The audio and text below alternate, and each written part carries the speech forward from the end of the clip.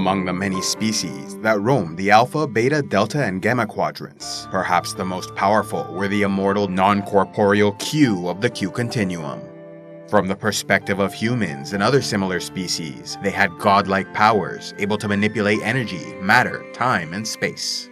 Many of their kind believed they were the highest and purest form of life. However, there were some limitations to their powers, as under specific circumstances they could be killed. Yet the death of a Q was a matter taken very seriously by the Continuum and could have lasting, galaxy-wide repercussions. Though some claim the Q always existed, others say they were once similar to humans until they evolved over eons. Whatever their origins, the New Era, as they called it, saw them reach a golden age, where they explored the universe, sharing thoughts and opinions about every subject imaginable. Yet while some continued to influence events wherever they deemed appropriate, as time went on, most became lazy and apathetic, choosing to simply maintain the status quo without any changes that might disturb their society. But some of their species rebelled against the system, growing fond of taking humanoid form and interacting with less advanced beings, like humans from the Alpha Quadrant. In 2267, by human calendar, an immature young being named Trelane interacted with the crew of the USS Enterprise under Captain Kirk, and while his species was never identified, his near-omnipotent powers and behavior made some believe he was a Q.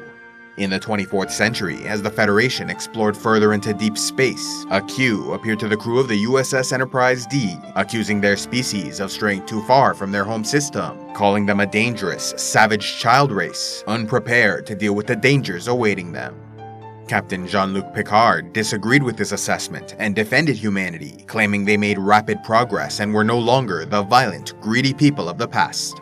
Placing humanity on trial, Picard was tested with the mystery of Farpoint Station, where the people possessed a technology able to build objects of great complexity seemingly out of nowhere. When the station came under attack from a powerful being, Picard had an opportunity to resolve the issue with violence, but instead continued to investigate and learn the facility imprisoned a sentient being with incredible powers, forcing it to build whatever they wished.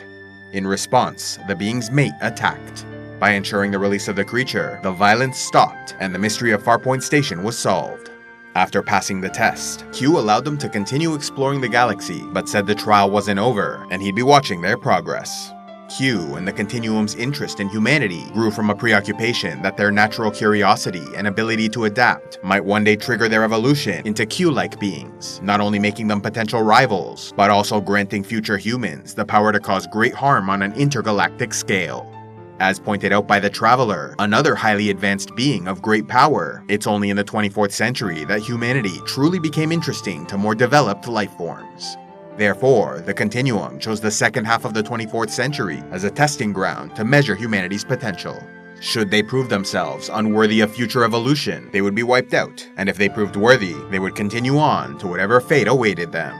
Choosing Captain Picard and the Enterprise crew as participants in the trial, Q started appearing before them, often at random and for silly reasons, seeming to put them in great harm for his own amusement. Yet often there was a larger game being played, as indeed, the trial never ended. Unlike many of the other Q, the being who visited the Enterprise seemed to enjoy interacting with less advanced species, often acting as an agent of change and chaos.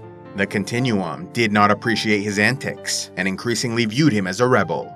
When he next approached the Enterprise, Q expressed a desire to bring a human into the Continuum, to be studied and serve as a model for change.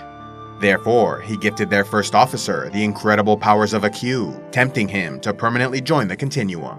However, Riker learned wielding great power without earning it would not bring him fulfillment or long-term happiness, and so he declined the offer, and Q agreed to leave. Fed up with the erratic behavior of this rebel Q, he was exiled from the Continuum for a time, and so returned to the USS Enterprise, where he attempted to join their crew.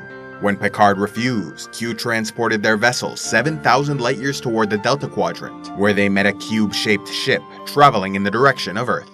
The vessel belonged to the Borg, a relentless and merciless cybernetic species. The Enterprise only survived the encounter because Picard admitted to needing Q's help. Though on the surface, this seemed like another bout of mischief from Q, there may have been a larger plan at work, as the Borg eventually traveled through time, resulting in some of their drones crash landing in the Arctic ice of Earth centuries earlier.